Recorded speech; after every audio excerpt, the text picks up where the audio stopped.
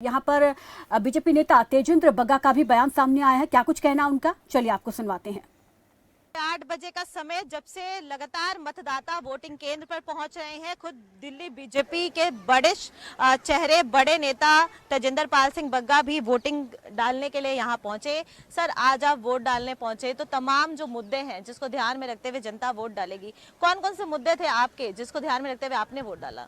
देखिए, आज अरविंद केजरीवाल ये कह रहे हैं कि हम एमसीडी में बदलाव लाना चाहते हैं और जनता ये कह रही है कि 8 साल पहले आपको दिल्ली की सत्ता हमने सौंपी थी और जो जो चीजें आपको दी थी उसमें आपने क्या किया।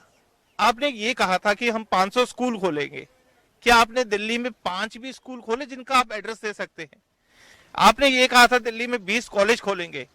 क्या दिल्ली के ऐसे एक भी कॉलेज का एड्रेस दे सकते हैं जो आपने खोला? आपने कहा था दिल्ली के अंदर 20 अस्पताल बनाएंगे। क्या दिल्ली में एक भी अस्पताल का एड्रेस दे सकते हैं जो आपने बनाया? आपने कहा था यमुना को साफ करेंगे। क्या कोई भी ऐसी रिपोर्ट आप सौंप सकते हैं कि आपने यमुना को 1% साफ किया हो? आपने कहा था दिल्ली के वातावरण को साफ करेंगे। क्या आप एक भी ऐसी रिपोर्ट दिखा सकते हैं कि दिल्ली के आपने वातावरण को आपने साफ करने के लिए कुछ भी प्रयास किया हो?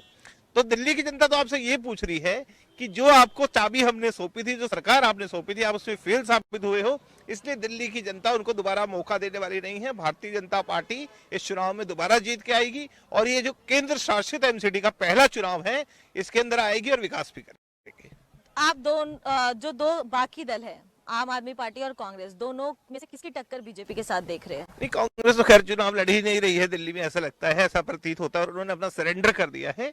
भारतीय जनता पार्टी का मुकाबला किसी से नहीं है। भारतीय जनता पार्टी 200 के करीब सीटें जीत के फिर से आएगी। बहुत बहुत धन्यवाद आपका।